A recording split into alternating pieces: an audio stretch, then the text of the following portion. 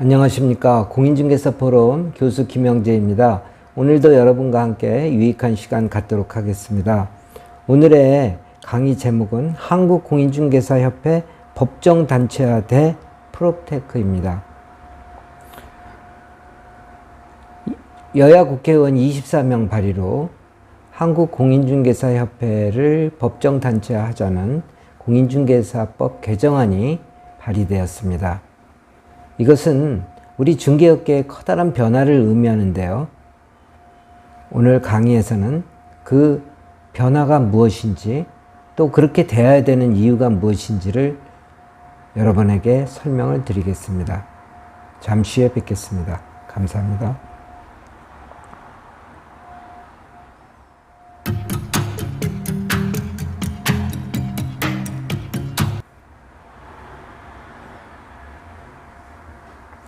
안녕하십니까. 조금 전 인사드린 공인중개사 포럼 교수 김영재입니다. 1985년 한국공인중개사협회가 1회 공인중개사 시험과 함께 탄생하였습니다. 그리고 37년여가 지났습니다. 그런데 부동산은 침체기에 접어들고 있습니다. 그런데 이 시점에서 여야 국회의원 24명의 발의로 국회에 법안이 제출되었습니다. 내용인즉 한국공인중개사협회를 법정단체하고 부동산 창업을 할 경우에는 협회에 의무 가입하도록 하여서 협회가 회원의 불법행위, 교란행위에 대한 단속력을 높인다는 내용입니다. 시도 때도 없이 요즘 같은 어려운 시기에 이러한 법안이 왜 발의되었을까요?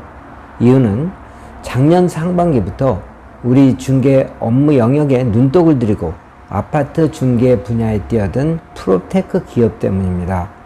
프롭테크는 부동산 거래나 관리 등에 사용하는 정보산업 기술로 주로 스마트폰이나 인터넷을 통한 부동산 거래, 비대면 부동산 거래를 수행하는 기업입니다.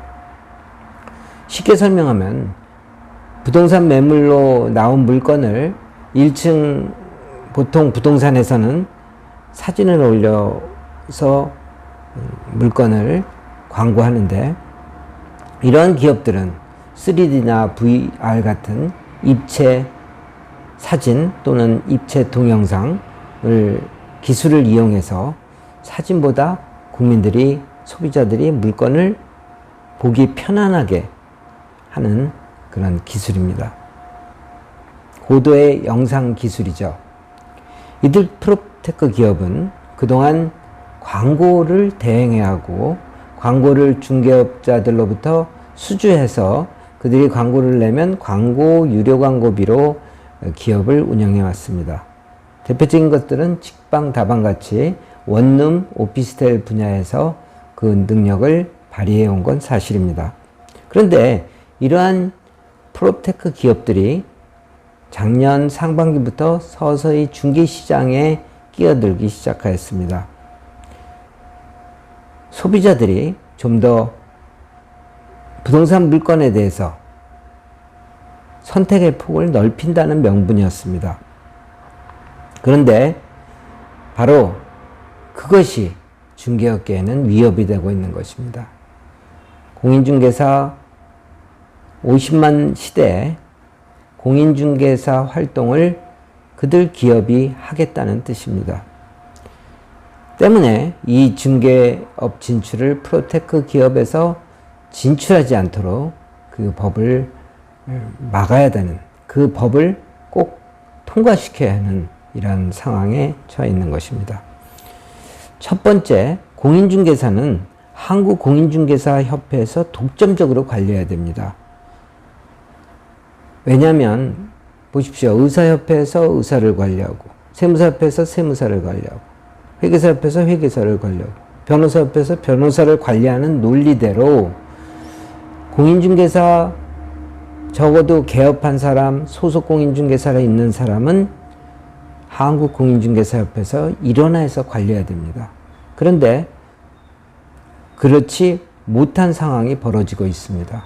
왜냐하면 그들 프롭테크 기업도 바로 공인중개사를 밑에다가 두면서 관리하고 있기 때문입니다. 두 번째, 회원들의 협회 운영에 대한 강력한 의사소통이 또 필요합니다. 37년간 협회는 회장 지지 세력과 반대 세력이 강력히 대립하는 모양새를 보여왔습니다. 그래서 새로운 회장이 협회 회무를 제대로 보지도 못하고 임기 말기쯤 되면 연임은 고사하고 각종 구설수에 휘말리고 때로는 예산을 낭비했거나 횡령을 했다는 구설수에 휘말렸습니다.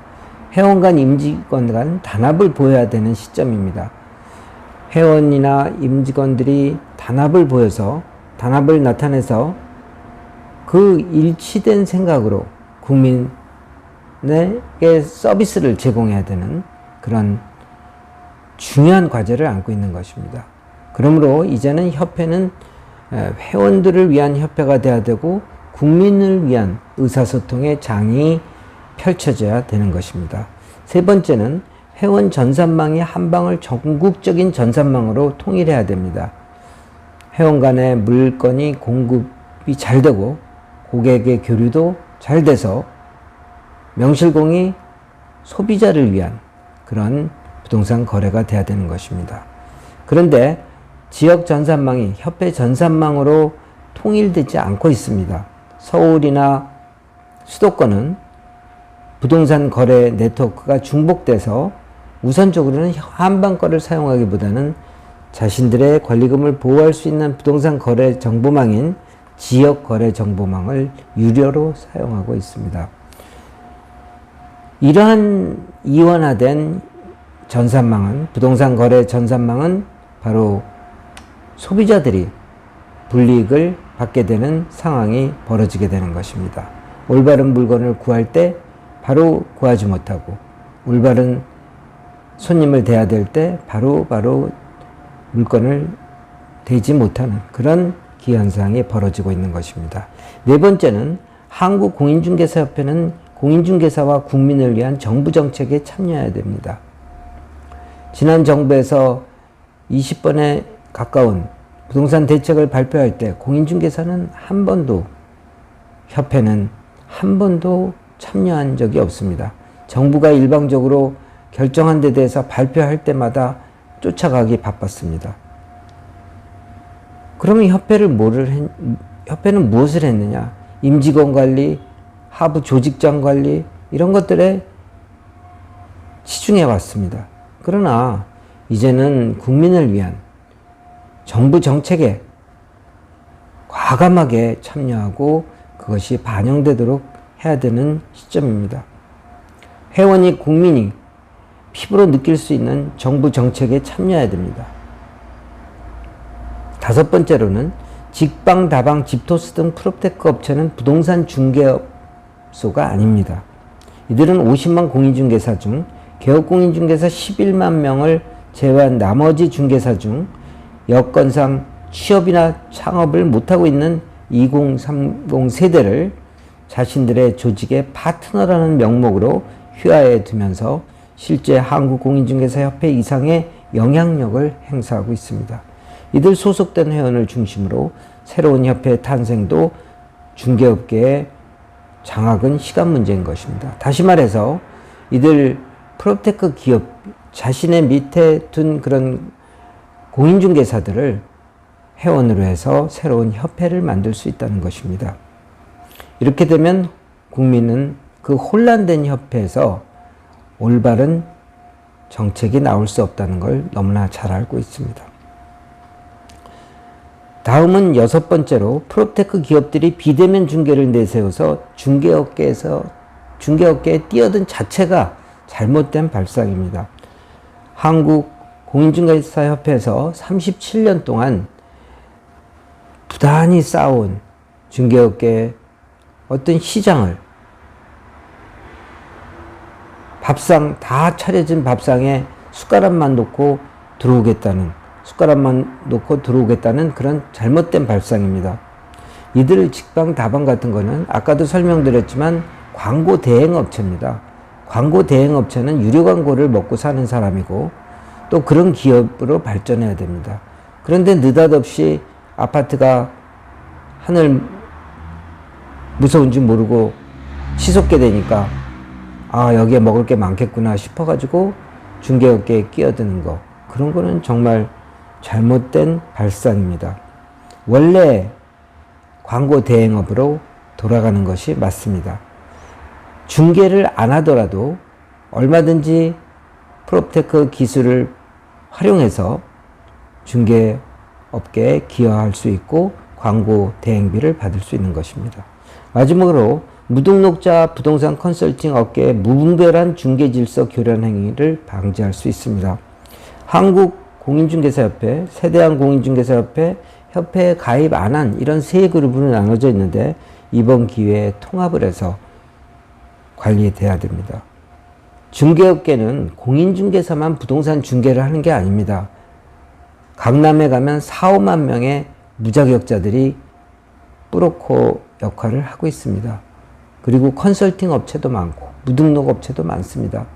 이런 업체들을, 이런 활동 브로커들을 관리할 수 있는 조직은 공인중개사법 개정을 통해서 이들을 단속하고 이들이 공인중개사법에 위반되는 사항을 협회에서 과감히 걸러내야 됩니다. 다시 한번 강조하면 24명 여야 의원의 발의로 국회에 제출된 한국공인중개사협회의 법정단체화는 이루어져야 됩니다. 이유는 첫째, 공인중개사는 한국공인중개사협회에서 독점적으로 관리해야 하기 때문입니다.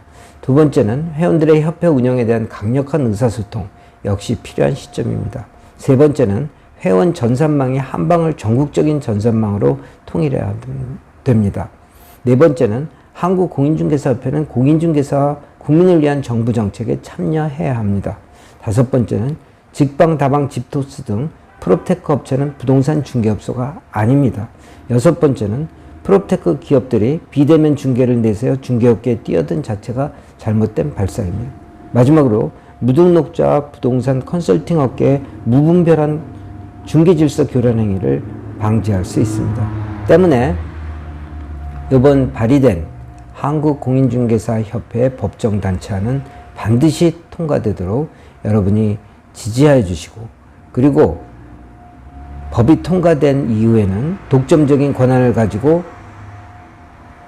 국민의 중개업자 위에, 공인중개사들 위에 군림하지 않도록 철저한 의사소통과 또 통제 역할을 회원 한 사람 한 사람이 해줘야 할 것입니다.